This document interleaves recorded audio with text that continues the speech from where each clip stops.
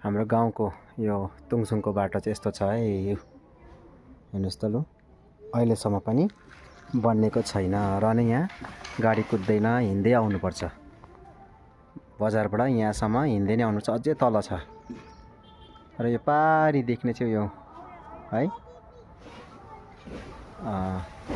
के अरे लामाहट्टाहरू, यो पर दबाई पानीहरू, मने डाँडाहरू, अनि पर देख्दै गरेको चाहिँ सिक्किमहरू हो।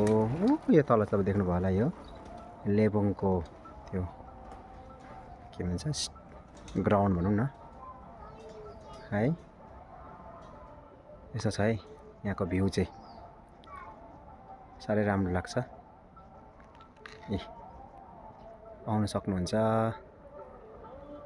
यहाँ त आजकल धेरै होमस्टेहरू बनिसकेको छ। पारीको यो फरेस्ट माथि घुमहरू छ।